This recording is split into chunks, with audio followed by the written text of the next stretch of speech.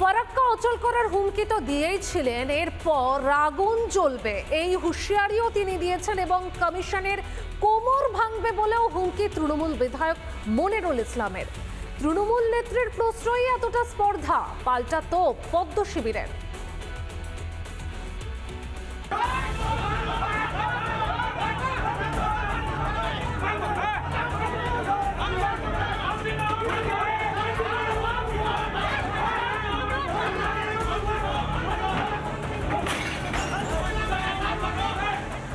প্রথমে গুন্ডামিতে নেতৃত্ব,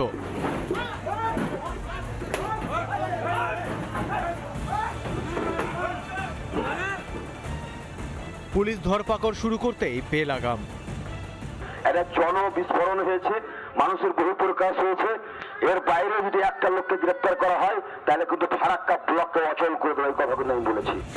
ফের বিতর্কিত মন্তব্য শাসক বিধায়কের।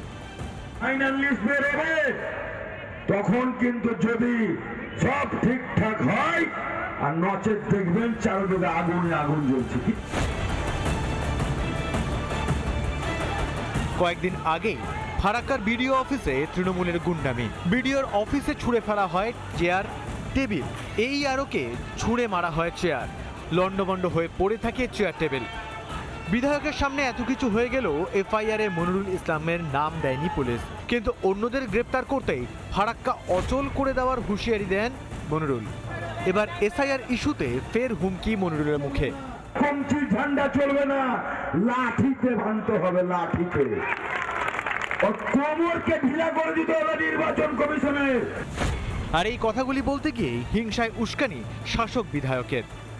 19 তারিখে ফাইনাল লিস্ট বেরোবে তখন কিন্তু যদি সব ঠিকঠাক হয় আর নচেত দেখবেন চারদিকে আগুনে আগুন জ্বলছে।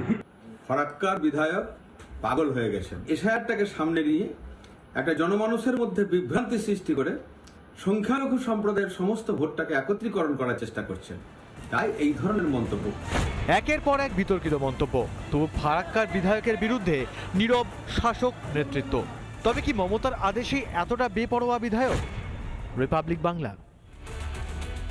নানা ধরনের কন্টেন্ট দেখার জন্য লাইক করুন, শেয়ার করুন আমাদের ফেসবুক পেজ, সাবস্ক্রাইব করুন আমাদের ইউটিউব চ্যানেল। পাশাপাশি অন্যান্য ব্রেকিং নিউজের জন্য অবশ্যই চোখ রাখুন রিপাবলিক বাংলায়।